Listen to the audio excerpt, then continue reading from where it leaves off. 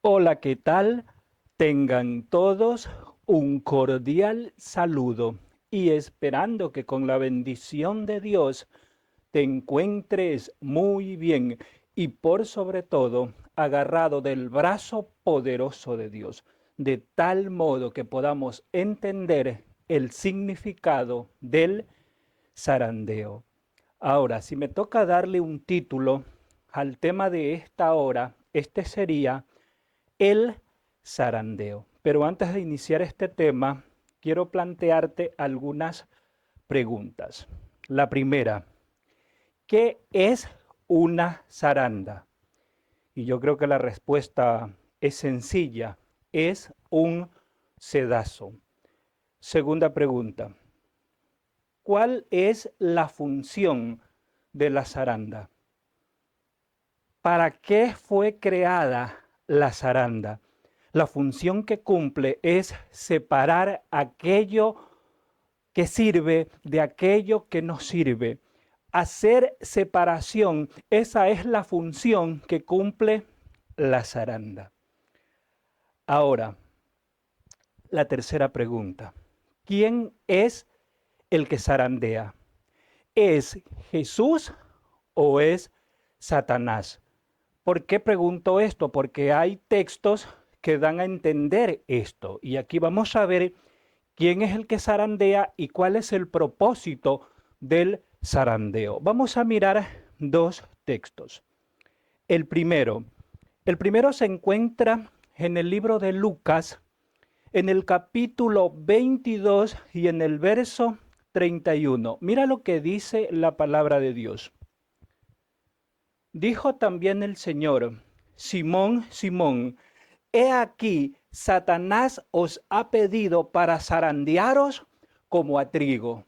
El texto aparentemente da a entender que el que zarandea es quién, es Satanás. Pero vamos al libro de Amós, en el capítulo 9 y el verso 9 dice: porque mandaré que la casa de Israel sea zarandeada entre todas las naciones como se zarandea el grano en una criba y no cae un granito en tierra.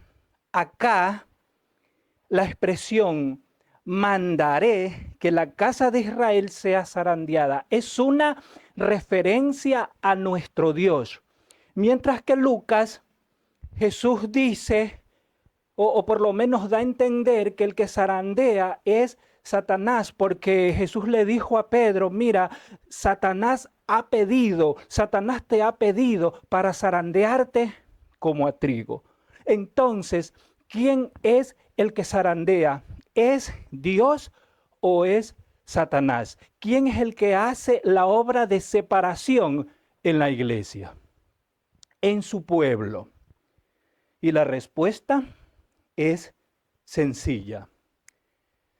El que zarandea es Jesús. Él es el que zarandea. Y te lo voy a comprobar. En el libro de Marcos, en el capítulo 25, en los versículos del 31 al 33, aquí se habla del juicio a las naciones. Y son algunos versículos, pero voy a citar unos cuantos. Por ejemplo, el verso 31 dice: cuando el Hijo del Hombre venga en su gloria y todos los santos ángeles con él, entonces se sentará en su trono de gloria. Y el verso 32 dice: y serán reunidas delante de él todas las naciones y apartará los unos de los otros, como el pastor aparta las ovejas de los cabritos. Entonces acá, ¿quién es el que hace la separación en el juicio a las naciones? El que hace la separación es Jesús. Él separa las ovejas de los cabritos. ¿Ya? Entonces el que hace la separación es Jesús. Ahora, si la separación la hace Jesús, entonces, ¿por qué Jesús le dice a Pedro que Satanás lo ha pedido para zarandearlo? ¿Por qué Jesús le dice eso a Pedro. Y la razón es sencilla, porque la función del enemigo de Dios era destruir a Pedro, así como ya había destruido ¿a quién? A Judas. Y ahora le tocaba el turno a Pedro. Y es por eso que Jesús le dice eso. Y es por eso que Jesús le dice, pero mira Pedro, yo voy a orar por ti para que tu fe no falte. Qué interesante que es esto, que el mismo Jesús decidió orar por Pedro para que su fe no falte. Y esto me motiva, esto me anima, ya que aquel Dios que se hizo hombre decide orar por Pedro para que su fe no falte. Y claro, Pedro tenía que orar también para que su fe no falte. Ese Jesús que oró por Pedro para que su fe no falte, está dispuesto también a orar por ti para que tu fe no falte. Porque en el zarandeo vamos a necesitar mucha fe. ¿Y sabes por qué? Porque a medida que pasan los tiempos, la zaranda aumenta su intensidad y allí necesitamos fe, pero ahí tenemos al Hijo de Dios intercediendo, orando por nosotros para que tu fe no falte. Ahora, ¿cuál es la causa del zarandeo? Ya vimos que la función de la zaranda es separar. Ahora, vamos a ver por lo menos varias causas o varias razones para que Dios zarandee a su pueblo. Vamos a ver la primera. Primera causa del zarandeo en la iglesia. Es el rechazo o por el rechazo del testimonio del testigo fiel. Muchos están rechazando el testimonio del testigo fiel. Y cabe preguntar en esta hora, ¿quién es el testigo fiel? El testigo fiel es Jesucristo. Y él le habla a la iglesia de la Odisea y da testimonio de la iglesia de la Odisea. Y le dice a la iglesia de la Odisea que no es ni fría ni caliente. Le dice que es tibia. Ese es el testimonio que da el testigo fiel, de que el laodicense es tibio. Pero ¿qué hace el laodicense? El laodicense que rechaza el testimonio del testigo fiel, dice el testigo fiel que si éste rechaza su testimonio, lo vomitará de su boca. ¿Y qué significa la expresión te vomitaré de mi boca? Significa o es un paralelo con zarandearlo. Es decir, sale. Él sale. Y quiero citarte un ejemplo de cómo el que es zarandeado sale. Y la figura que voy a emplear es la agricultura. Y mira, en los campos, por el aumento de la ciencia, la tecnología, las maquinarias, hoy hay máquinas que hacen el trabajo. En los tiempos de Jesús eran las personas. Ellos hacían la separación cuando cosechaban los campos. Hoy ese trabajo lo cumplen las máquinas. Mira, una cosechadora tiene una zaranda, tiene un sedazo y tiene lo que se llama una torba. Es el lugar donde se almacena el producto. Si una cosechadora va a cosechar trigo, el trigo va a la torba y la hojarasca sale. Grábate esto, la hojarasca sale. Si va a cosechar arroz, el arroz queda en la torba y la hojarasca sale. Si va a cosechar soya, si va a cosechar maíz, la soya queda en la torba. El maíz queda en la torba y la hojarasca sale. ¿Qué es lo que es zarandeado? Es lo que sale. Muchos hermanos bien intencionados, pero mal enfocados, dicen, en la iglesia hay apostasía. Y como en la iglesia hay apostasía, yo me voy a salir de la iglesia para purificarme afuera. Y de manera despectiva dicen, en la corporación hay pecados. Y como allá hay pecados, yo me voy, porque me voy a purificar afuera. Y forman otros grupos independientes de la iglesia. Pero lo que a ellos se les ha olvidado es que aquel que es zarandeado es el que sale, es el que se va. Grábate esto. Porque el trigo queda, el arroz queda, el maíz queda y la hojarasca se va. El trigo queda y la cizaña, la hojarasca, la hoja seca se va. Porque eso no sirve, se va. ¿Y cuál es el testimonio que el testigo fiel le dio a la iglesia de la Odisea? De que esta iglesia era autosuficiente, que estaba en una condición de tibieza. Y si aquel que reconoce su tibieza y no compra el oro refinado en fuego y no compra el colirio, es decir, no le da valor al mensaje del testigo fiel, será expulsado como hojarasca, será vomitado de la boca del testigo fiel, dice Apocalipsis 3. Ahora, ¿pero qué más enseñó el testigo fiel? El testigo fiel enseñó,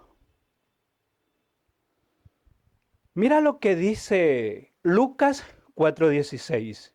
Fue a Nazaret, donde se había criado.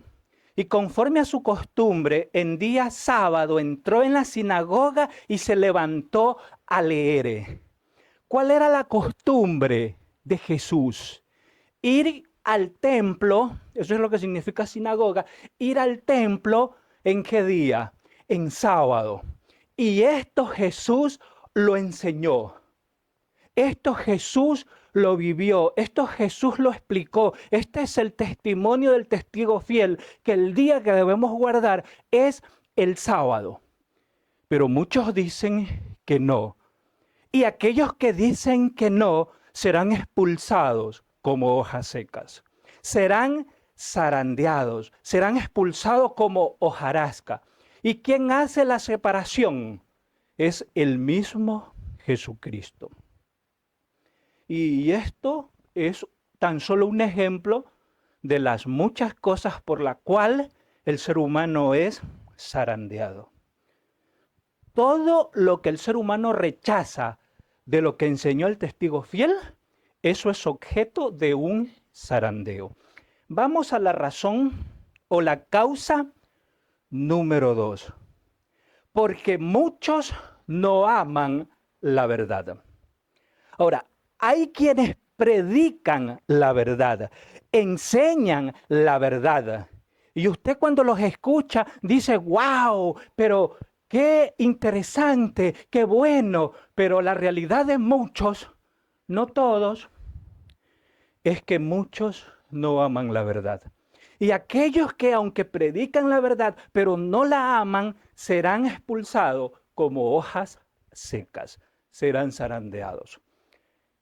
Mira lo que dice la revista adventista del 19 de marzo de 1895. Dice, en cada iglesia debe haber un proceso de purificación y zarandeo, porque entre nosotros hay hombres impíos que no aman la verdad ni honran a Dios. Dice que esos hombres que están dentro de la iglesia son impíos. No aman la verdad, es decir, conocen la verdad, pero no la aman. Saben algo de Dios, tienen información de Dios, pero no honran a Dios. Serán expulsados como hojas secas. Vamos a la causa número 3. Esto es lo opuesto de lo que dije en la causa número 2. Mira lo que dice. Porque Él mostrará a los que no doblaron sus rodillas ante Baal. Aquellos que dicen que, despectivamente, algunos dicen que la corporación ha entrado en el ecumenismo, que la corporación ha caído, que la corporación se ha corrompido. Pues aquí el texto dice que hay dos grupos y uno de ellos dice que no doblaron sus rodillas ante Baal. Es por eso que antes de dar una declaración hay que pensarlo primero. Mira lo que dice el texto que te voy a citar. El Señor tiene siervos fieles que en el tiempo de prueba del zarandeo serán dados a conocer. Hay siervos preciosos ahora en oculto que no han doblado sus rodillas ante Baal. Entonces, ¿quiénes son ellos? Son aquellos que en el tiempo de la adversidad, en el tiempo de prueba, en el tiempo del dolor, ellos se mantienen firmes. ¿Y sabes por qué? Porque ellos no doblaron sus rodillas ante Baal. Son los fieles que Dios tiene en la iglesia. Y es interesante esto, porque esto a mí me da esperanza de que sí se puede avanzar en el área cristiana, que sí se puede ser fiel, de que sí podemos mantenernos firmes delante de Dios, porque aquí hay un grupo que no dobló su rodilla ante Baal. Vamos a ver algo más. Vamos a la razón o la causa número 4. Porque mostrará que la iglesia no caerá. Mira, es verdad que hay cosas que están pasando dentro de la iglesia y que quizás en muchos nos producen tristeza. ¿Sabes qué debemos hacer? Debemos orar por esos problemas, debemos tomar el teléfono y llamar a la persona. Y con amor hacerle ver que lo que está pasando, lo que está haciendo, está mal. Pero si una persona o un grupo o sectores en la iglesia están mal, ¿significa que la iglesia está mal? No. ¿Y sabes por qué? Porque aquí dice, en mensajes selectos, en la página 436, mira lo que dice. Puede parecer que la iglesia está por caer, pero no caerá.